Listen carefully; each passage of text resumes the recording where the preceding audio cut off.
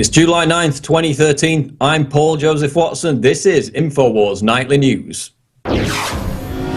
Tonight, police and firefighters ordered not to speak out about the Michael Hastings crash. Then, abortion activists hailing Satan as part of their message. Then, Chuck D of Public Enemy breaks down the state of America. All this and more on the InfoWars Nightly News.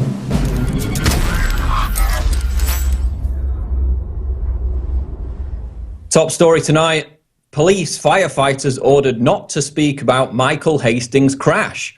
A journalist with San Diego 6 News has fresh evidence that there could be a cover-up surrounding the suspicious car crash death of Rolling Stone journalist Michael Hastings. Let's go to this clip. Clearly, there are a couple things that stood out in my mind when I went up and visited the scene and visited law enforcement. What stood out in your mind? You said you couldn't get the police report. They weren't giving that out. Yeah. So what else stood out in your mind? Well, the fact that when you go to the LA Police Department, then you go to the fire department, and you go to the different agencies, they all said they couldn't comment, and some of them said they were told not to comment on the story.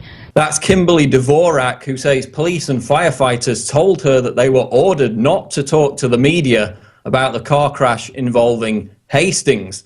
She goes on to reveal that the military expert she spoke with also told her that the fire which consumed Hastings' Mercedes was an intensely hot inferno, not normally seen in car accidents.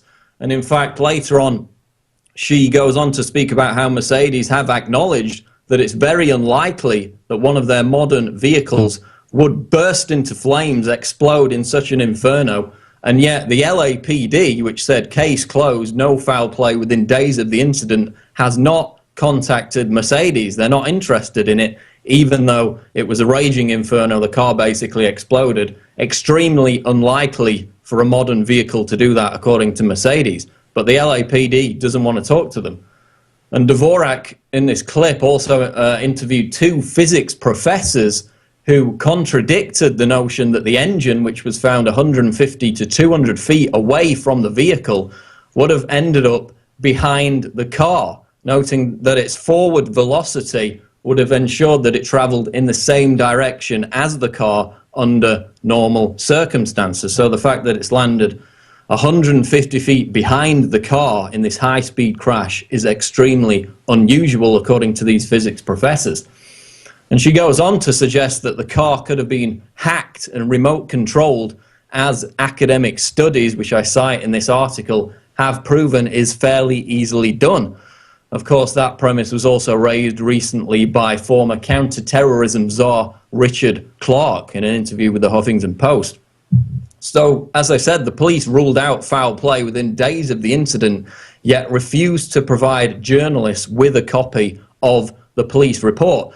And indeed are now telling both firefighters and police officers there in LA not to talk to the media about this case. Add to this, of course, the fact that Hastings' colleagues, and indeed Hastings himself, in an email penned 15 hours before the crash, spoke of him being paranoid, under investigation by the feds, and working on, quote, the biggest story yet about the CIA. Of course, we had Joseph Biggs, the Army sergeant, on the Alex Jones show a couple of weeks talking about that. He was a close friend of Hastings. He said the same thing. He was working on this major story right before the crash. So we're not in the realm of conspiracy theory. Hastings' friends, his wife, are all asking these same questions, even as the LAPD apparently tries to lock down access to information about this case, the death of Rolling Stone journalist Michael Hastings. We'll continue to track it as more and more suspicious pieces of evidence point towards foul play, even as the LAPD locks down the information. Now you can watch Alex Jones live at Infowars.com/show. You'll find links to all of our content there and a free 15-day trial for Prison Planet TV. You can also browse the network, the InfoWars Nightly News, and over 60 movies and documentaries all together in one place. You can watch the Alex Jones radio show live as it happened. So check it out, Infowars.com/show.